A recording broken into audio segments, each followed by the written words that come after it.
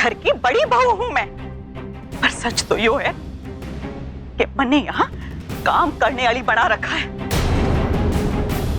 वो तो बड़ा हो मरीज बहुलाली का, जिसने आते ही हमारे दुख को भांप लिया और मैंने हौसला दिया।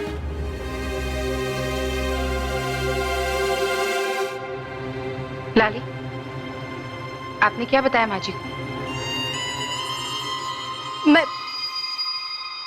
मैंने क्या किया? मैं तो माँ जी से सिर्फ आमचूर के लिए पूछने गई थी, वो तो इन्होंने ही सारी बात शुरू कर दी। और बजाय माँ जी को समझाने के आपने इनके और भी कान भर दिए। हे भगवान, ये क्या हो रहा है हमारे साथ? अरे जिस बात का हमारे से कोई लेना देना ही नहीं है, उसके लिए मन्ने कुसलवार ठहरा रहे आप तो। आप में से कोई मन्ने यो तो बताओ कि माँ जी के कान भर के मन्ने के मिलेगा। और सिमरन जी, आप तो मैंने अपनी बहन कह रही थी ना, फिर अचानक क्यों हमारे से दुश्मनी निकाल रहे हो? आपके साथ मेरी कोई जाती दुश्मनी नहीं है लाली, पर हाँ, अगर आपने गलती की है तो आपको मानना ही पड़ेगा। बस सिमरन, बहुत हो गया। अब और एक शब्द ना बर्दाश्त करूंगा मैं। बापू ने तेरे माफ करके इस घर में रख तो लिया, इसका मतलब ये नहीं तो किसी भी कोई भी सवाल खड़ा कर दे। हिम्मत भैया, अगर मैंने सवाल उठाया है तो घर की भलाई के लिए उठाया। लो देख लो, 900 चूहे खा के बिल्ली आज को चली। अरे तू क्या बात करे? अच्छाई, तेरे वजह से हमारे पूरे परिवार की इज्जत सारे गांव के सामने मिट्टी में मिल गई। तेरे वजह से बापू का सर झुक गया सारे जिले के सामने। देख हिम्मत, जो बातें ताऊ जी पहले ही बोल चुके हैं उसे फिर से उठाने की कोई जरूरत नहीं, समझा? ना, मैं नहीं समझा, और तब तक नहीं समझूंगा जब तक मेरे सवालों का जवाब नहीं मिल जाता। अरे कौन से सवालों का जवाब चाहिए तना? हाँ बोल। लो, राजवीर पे उंगली उठी नहीं कि खड़े हो गए आप। अरे यही तो मेरा सवाल है बापू, कि क्यों इतना सगा आपका? ना इसने तेरी बात मानी, ना तेरा हुक्म माना, और तो और जो सिमरन, पढ़ी लिखी सिमरन ते ब्याह करके आ गए इस घर में, जिसने हमारे घर के संस्कारों को टुकड़े टुकड़े कर दिए। क्यों बाप अभी भी इसका साथ दे रहे हो?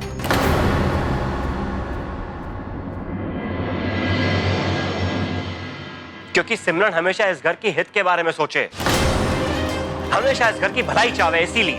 हाँ, तेरी लुगाई करे तो घर की भलाई, और मेरी मां और लुगाई ने कुछ बोल दिया तो परिवार के दुश्मन हो गए।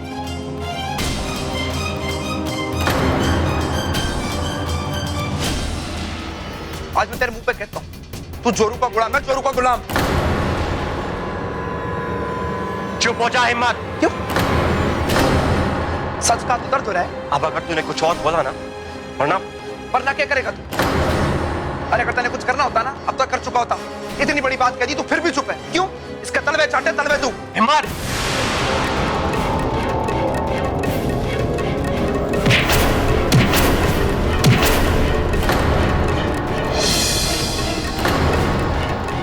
राजवीर रुक जाओ। अरे भगवान, क्या हो रहा है इस घर में? अरे छोड़ा। अरे क्या कर रहे हो? क्या खून बहेगा तब रोकोगे? अरे हिम्मत भाई, क्या कर रहे हो? राजवीर, क्या कर रहा है तू? अरे कितनी तेरी सारी समझदारी, छोड़। क्या कर रहे हो?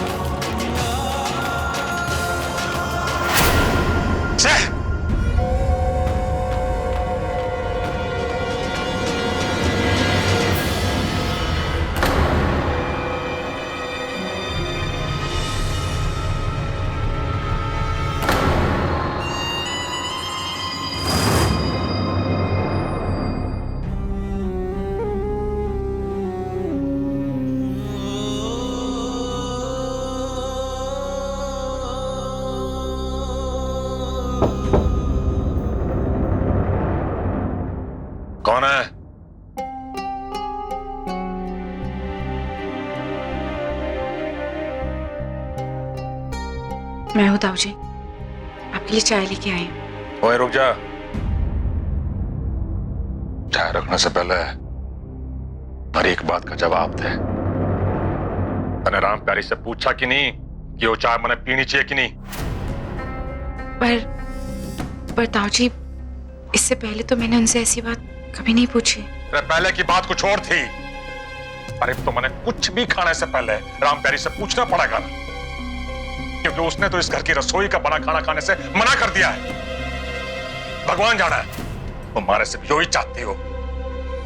ऐसी कोई बात नहीं है ताऊ जी, असल में ताई जी को गुमराह किया गया है और मैं जानती हूँ कि बहुत जल्द उन्हें अपनी गलती का एहसास भी हो जाएगा और फिर सब कुछ बिल्कुल ठीक हो जाएगा। पर मेरी आपसे विनती है ताऊ जी कि आप अपनी छत्र छाया हमेशा इस घर पे बनाए रहिए, वरना ये घर बिखर जाएगा ताऊ जी। अरे बिखरता है तो बिखर जावा। मैंने कोई ठेका ले रखा है सारी जिंदगी इस जिम्मेदारी को निभाने का? मैं भी इंसान हूं, कब तक सबको एक धागे में जोड़ता रहूंगा? पिछले 1 साल पहले तक इस घर में कुछ कमी नहीं थी, न संस्कारों में न ही आदर और सम्मान में। और जब से राजवीर बाहर देश गया ना, उसी वक्त से हमारे साथ धोखा शुरू हो गया। और जब से मैंने उसका ब्याह किया, उस दिन से उसने झूठ बोलना सीखा। अरे पिछले 1 साल में कितना कुछ गलत हुआ इस घर में, वो सब कुछ उसने मारे से छिपाया, झूठ बोला, मारे हुक्म के खिलाफ गया। अरे यहां तक कि अपनी मनमानी की। शायद यो ही सब देख के ना हिम्मत में भी हिम्मत भर गई। हाँ, देख ले, तू खुद देख ले। रानू ने भी इस घर के संस्कारों को छोड़ के प्रेम ब्याह किया। समझ रही ना तू कितना कुछ बदल गया इस घर में 1 साल में।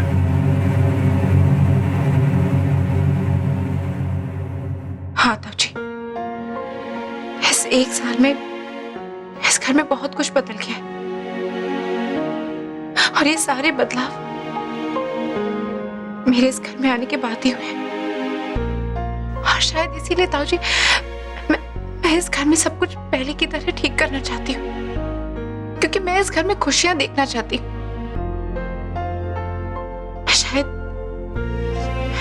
मैं शायद ये सब न कर पाऊं,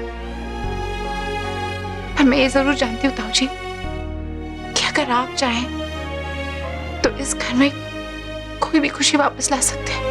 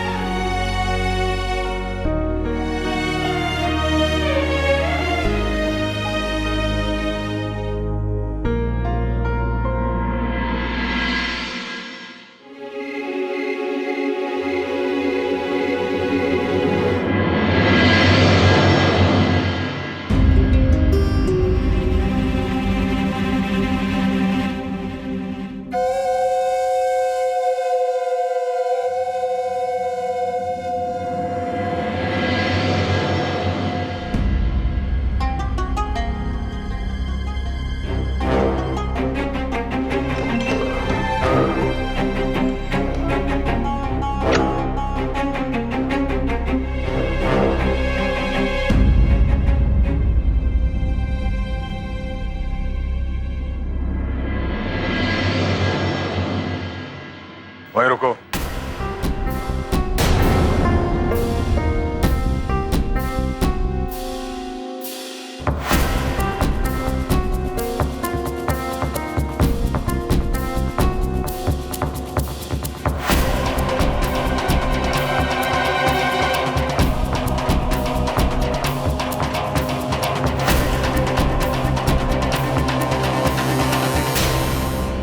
तुम्हें यही जगह चाहिए ना अपनी रसोई सजाने के लिए?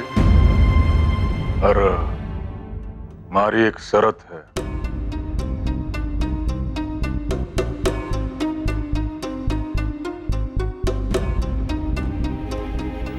तने यो रसोई हिम्मत के लिए चाहिए ना? जी ठीक है, ठीक है। पर हमारी यो शर्त भी हिम्मत ने पूरी करनी पड़ेगी।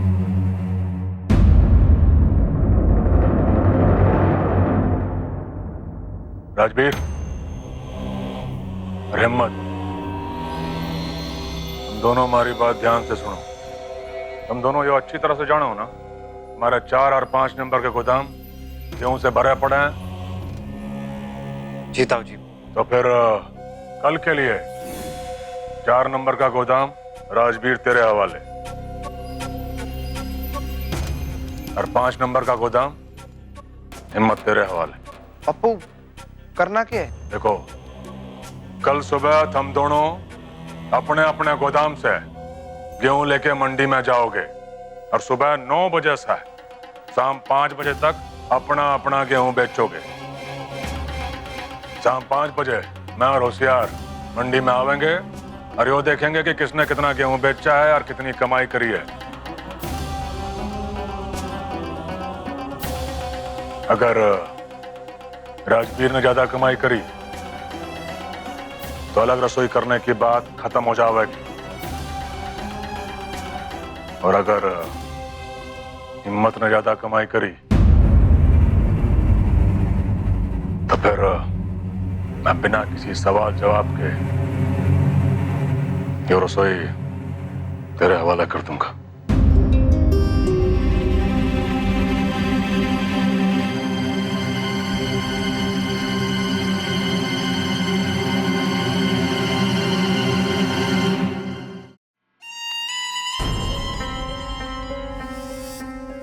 हाँ, 4 नंबर से राजवीर का, उसके माल ठिकाने लगाना है, याद रखना।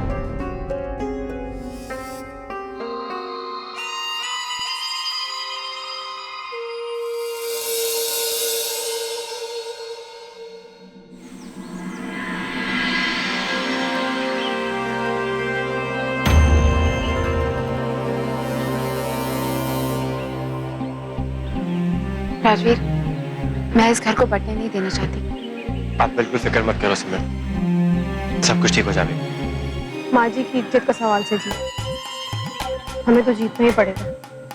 तो चिंता ना कर लाली, ये तेरा साथ है, ये तो जीत कर रहूंगा।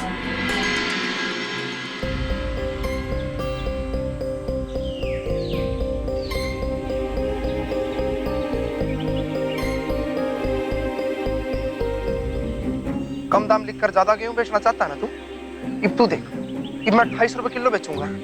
अरे 28 रुपए में बेचने की क्या जरूरत है? अगर 35 रुपए का भाव है तो हम 35 में ही बेचेंगे। अरे बावली हो गया क्या?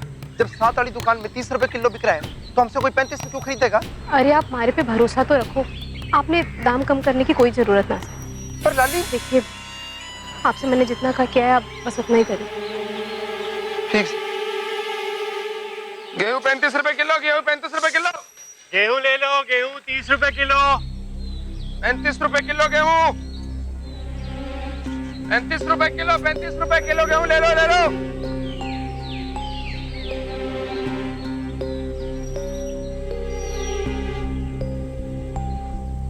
क्या था ना तने? अब बैठ के मक्खियां मार लो। अरे आप सब्र तो करो हमारे सरताज। अरे कैसा सब्र रख लूं यार? वहां उसकी एक बोरी खत्म होने को आ गई, ये हमारा 1 किलो गेहूं नहीं बिक गया अब तक।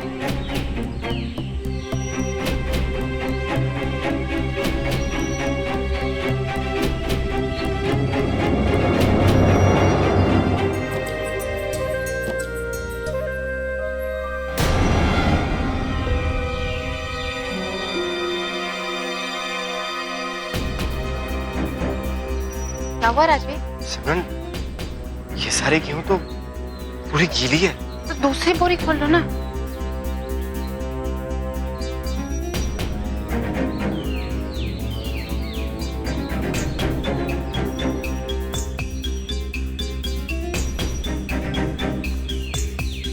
सिमरन, ये सारी गेहूं भी पूरी गीली है।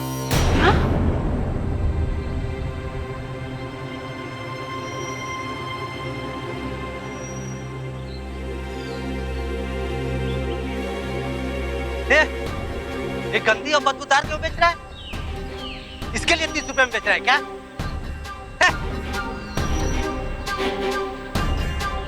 उसकी गेहूं ठीक नहीं है क्या? ना, चलो उधर देखते हैं। चलो, उसकी अच्छी दिख रही है। ठीक है, चलो।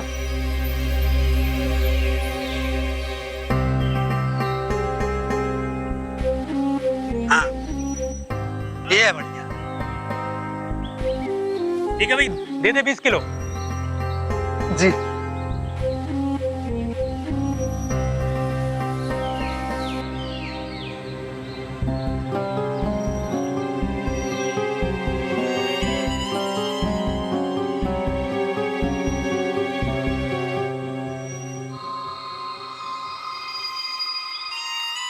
बहुत बहुत शुक्रिया थारा बापू, सच में बहुत बढ़िया काम किया है तुमने।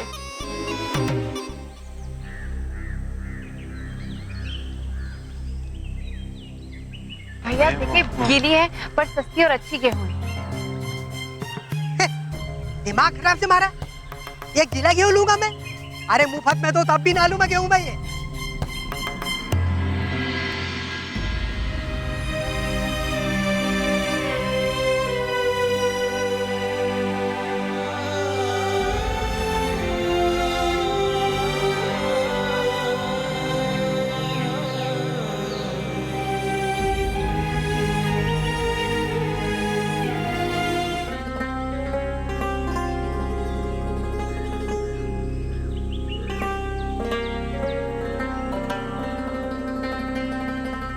बापू भेज दीजिए सारी गेहूं, पूरा टेम्पो खाली कर दिया जी।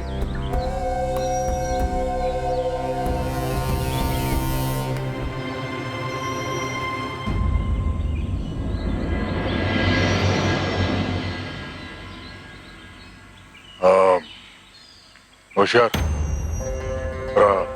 दोनों का हिसाब किताब देख लो। ठीक से भाई साहब।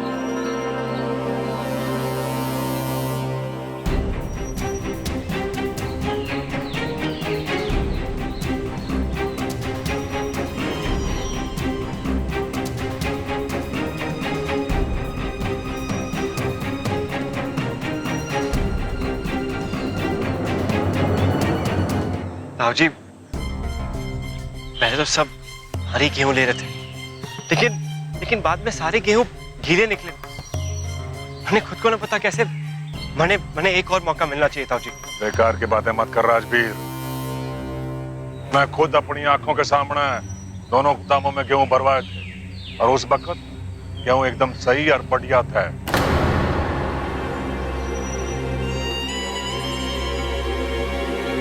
सब कुछ देखने के बाद जो बात एकदम साफ हो गई है कि आज हिम्मत की जीत हुई है।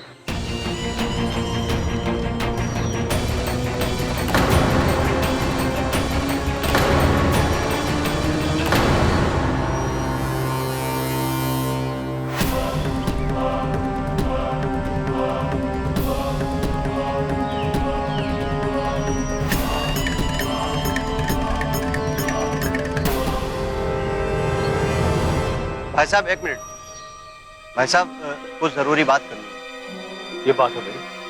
कौन?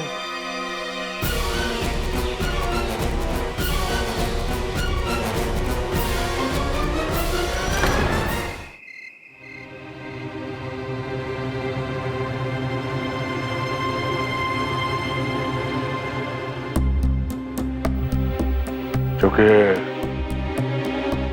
शरत में हिम्मत की जीत हुई है, आज से जो रसोई तेरी। रुक जाओ भाई साहब, हिम्मत धोखे से जीतता है।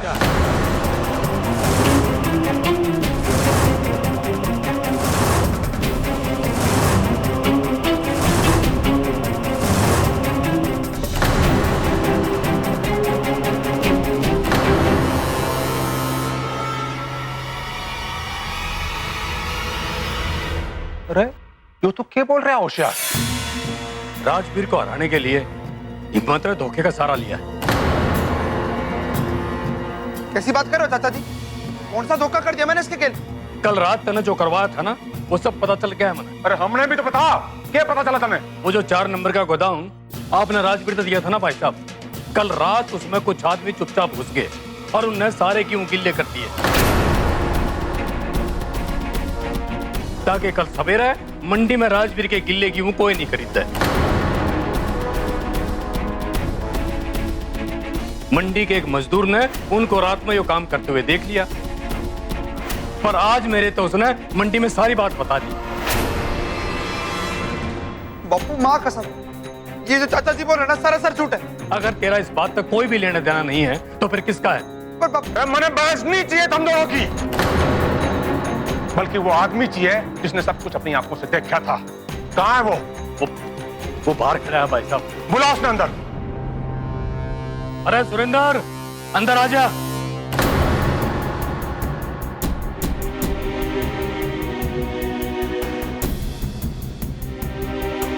सच सच बोल, क्या देखा तूने कल रात को? भाई साहब मुझे माफ कर दे भाई साहब, मुझे नहीं चाहिए आपकी दारू की बोतल। सच में ताऊ जी के सामने मुझसे झूठ ना बोला जाएगा भाई साहब। कौन सी दारू की बोतल की बात कर रहा है तू? ये भाई साहब मंडी में मुझसे मिलने आए थे और दारू का लालच दिया और बोले कि आपके सामने जाके गेहूं गीला करने का झूठी गवाही दे दे।